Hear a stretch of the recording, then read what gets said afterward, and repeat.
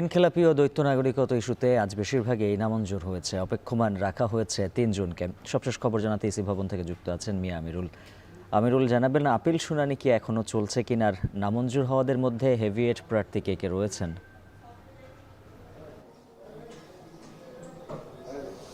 উজ্জ্বল, appeal শুনানি শেষ হয়েছে ৮টার কিছু পরই। এখন পর্যন্ত আমাদের কাছে যে হিসাবটি রয়েছে সেই ক্ষেত্রে বেশিরভাগই বলা চলে নাগরিকত্ব জটিলতা যাদের ছিল তাদেরকে কিন্তু শর্ত সাপেক্ষে মূলত তাদের প্রার্থিতা বৈধ করা হয়েছে, কিংবা তাদের বিরুদ্ধে যে আপিলগুলো ছিল সেগুলো কিন্তু শুনানি করা হয়েছে। বেশিরভাগ ক্ষেত্রেই তাদের পক্ষে অবস্থান এসেছে। আমরা যেমনটি লক্ষ্য করছিলাম আপিল শুনানির শেষে তথা সন্ধ্যার পর থেকেই।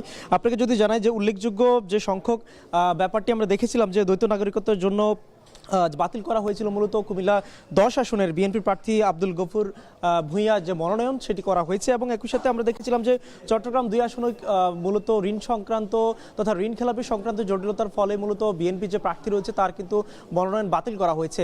এটি মোটা তাকে দুটি খবর রয়েছে আমাদের কাছে, এবং একই সাথে আমরা দেখেছিলাম যে এখানে মূলত আব্দুল আওয়াল মিন্টুর যে প্রার্থিতা ঘিরে মূলত একটি কথা উঠেছিল, যেটি মূলত নির্বাচন কমিশন আজকে পেন্ডিং অবস্থা তারা রেখেছিল। এর আগে যখন শুনানি হয় সেটি মূলত তিনি প্রার্থিতা তার বহাল থাকছে। আমরা এই মোটা তাকে খবরগুলো মূলত পেয়েছি বিএনপির ক্ষেত্রে, এবং একই সাথে জামায়াতের ক্ষেত্রে আমরা লক্ষ্য করছিলাম যে দ্বৈত নাগরিকত্বের অভিযোগ ওঠা জামায়াতের যে ঢাকা ১ আসনের প্রার্থী রয়েছে নজরুল ইসলাম, তার মনোনয়ন মূলত বৈধ ঘোষণা করা হয়েছে। এবং একই সাথে আমরা দেখেছিলাম যে যশোর ২ আসনের যে জামায়াত ইসলামী মনোনীত প্রার্থী রয়েছে তার মনোনয়ন মূলত বৈধ ঘোষণা করা হয়েছে। বলা চলে নির্বাচন কমিশনের আজকের যে ৬৫টি মনোনয়ন তারা শুনানি করেছে সেই ক্ষেত্রে বেশিরভাগই তারা নামঞ্জুর করেছে। বেশিরভাগ নামঞ্জুর ক্ষেত্রে আমরা দেখেছিলাম যে ঋণ খেলাপি সংক্রান্ত জটিলতা এবং সেই সাথে দ্বৈত নাগরিকত্বের ব্যাপারটি ছিল।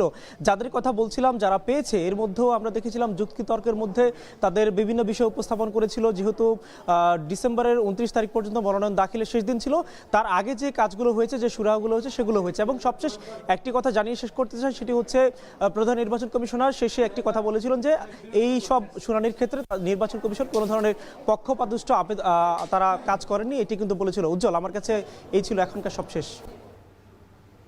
ইসিতে শেষ দিনের আপিল শুনানি নিয়ে বিস্তারিত জানাচ্ছিলেন মিয়া আমিরুল।